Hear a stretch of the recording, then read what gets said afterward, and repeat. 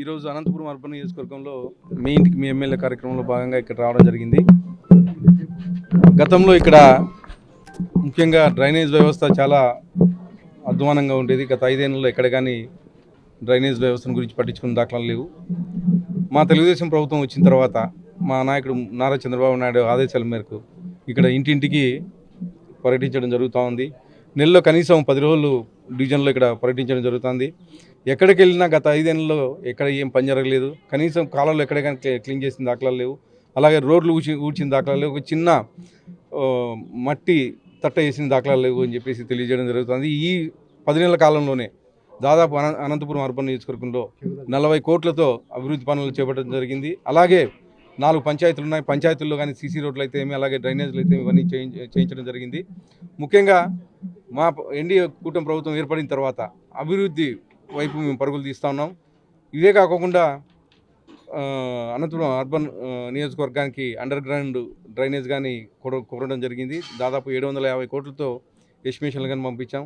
అలాగే నడివంకి మరవంకి కానీ దాదాపు 88 కోట్లతో సైడ్ వాల్ ప్రొటెక్షన్ వాల్ కానీ ఎస్టిమేషన్లు పంపించడం, అవి కానీ త్వరలో వర్క్లు కానీ ప్రారంభిస్తామని చెప్పేసి తెలియజేయడం జరుగుతుంది. అలాగే ముఖ్యంగా డంపింగ్ యార్డు టెండర్లు పిలవడం జరిగింది. డంపింగ్ యార్డు త్వరలోనే వర్క్ కానీ మొదలు పెడుతున్నాం. టెండర్లు కానీ దాదాపు 16 కోట్లతో పిలవడం జరిగింది. అవి కానీ కంప్లీట్ అయిపోయినాయి. అలాగే ఇక్కడ దగ్గరలోనే ఇంకొక కొత్త ప్లేస్ని కానీ చూడడం జరిగింది.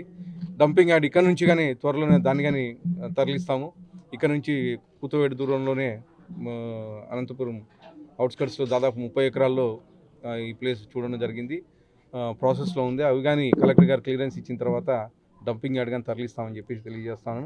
ఇవే కాకుండా మౌలిక సదుపాయాలు ఏవైతే ఇక్కడ ఇబ్బంది ఉన్నాయో అవి కానీ మా కమిషనర్ గారు, మేము, తర్వాత ఎస్సీ గారు, మా మున్సిపల్ సిబ్బంది అంతా పొద్దున్న లేస్తానే అనంతపురం అర్బన్ నియోజకవర్గం తిరుగుతూ ఉన్నాం.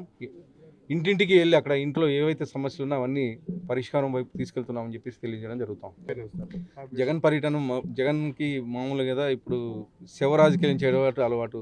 ముఖ్యంగా ఎవరిదో ఎందుకు వాళ్ళ బాబాయిని హత్య చేసినప్పుడే శివరాజకీయాలు చేసి రాక్షసుడు అని చెప్పేసి చంద్రబాబు నాయుడు మీదకి తోయడం జరిగింది. అది మళ్ళా గత 5 ఏళ్లలోనే వాళ్ళ చెల్లెలు సునీతమ్మ వెళ్ళి మా నాన్న హత్య చేశారు, ఎంక్వైరీ చేయించమని చెప్పేసి అడిగితే ఒక్కడే కానీ పట్టించుకుని దాఖలాలు లేవు. కానీ ఈరోజు ఏదో క్షణికావేశంలో దాన్ని రాజకీయం చేసి కులాలకు అంటించేసి దాన్ని పరామర్శించడానికి రావడం జరుగుతుంది. ముఖ్యంగా గతంలో వాళ్ళ వైసీపీ నాయకులు తోపుదర్తి మహేశ్వర్ రెడ్డి చనిపోతే కనీసం ఇక్కడ వచ్చి పరామర్శించిన దాఖలాలు. కానీ ఈరోజు బలహీన వర్గాలకి చెందిన వ్యక్తి చనిపోయాడని చెప్పేసి దాన్ని రాజకీయం చేయాలని చెప్పేసి అదే పనిగా ఇక్కడ వచ్చి ఈరోజు పర్యటించడం జరుగుతుంది. ముఖ్యంగా నేను చెప్పేది ఏంటంటే, ముందు మీ ఇంట్లో న్యాయం చేయి, మీ అమ్మకి, మీ చెల్లెలకి, ఇంకో చెల్లెలకి, వీళ్ళకి న్యాయం చేసి మళ్ళీ పబ్లిక్లోకి వచ్చి పరామర్శించమని చెప్పేసి నేను చెప్పడం జరుగుతాను.